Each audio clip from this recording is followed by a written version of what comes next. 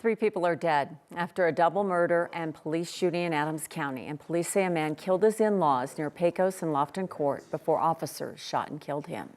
Video of that shooting shows what happened. A warning, it may be hard to watch, but we will freeze it as shots are fired. 9 News reporter Evan Krugel spoke to neighbors who are trying to figure out how something like this could even happen. Yeah, Sam, so many questions here this afternoon. Here's what we do know. Police say just after 5 o'clock this morning, a man used his truck to break into a garage of his in-laws' home, then killed them before calling 911 on himself. This afternoon, there are so many unanswered questions here as we learn more about that couple that was killed from the man who lives next door. Few people understand life on Kokai Court better than Frank Kokai. Oh, I love my neighborhood.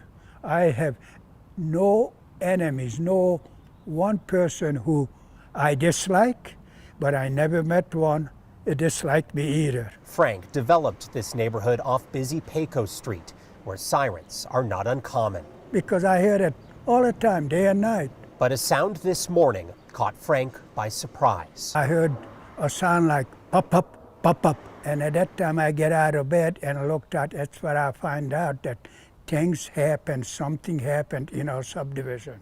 Police say just before sunrise, a man drove his truck into his in-laws' garage, then went inside and killed them. After the homicide, the suspect actually called 911, our dispatch center, and stated what he did, and also stated that he wanted deputies to encounter him.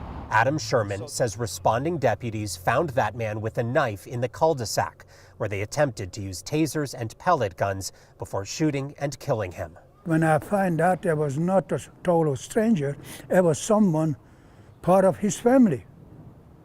And it just took everything out of me. Frank says his 79-year-old next-door neighbors were kind and helpful, and the husband was a distant relative and close friend. He did not deserve anything like that. He won't hurt a fly. I don't know he ever had a hard disagreement with anybody. Frank is used to answering questions about Kokai Circle, but today he's the one with questions. Yes, I am sad. I'm sad for what happened. My blood-related family. Yeah, I am sad. Now, in that video, you can see the suspect holding what appears to be a knife. Deputies tell us they recovered that knife and at least one gun that man brought to this home, although at this point it remains unclear exactly how that couple was killed. We're told at least 5 deputies were involved in that shooting.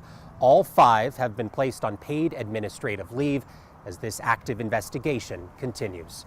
Reporting live in Adams County, Evan Krugel, 9 News.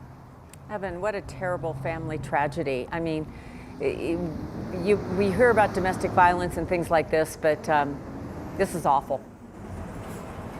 Yeah, so many questions from neighbors here. They say they don't know all of the family details here, but to hear that somebody would break into a home and kill their in-laws, simply unexplainable in this neighborhood. Answers they're hoping to get in the coming weeks. Yeah, they'll never forget this or be the same. Thank you, Evan.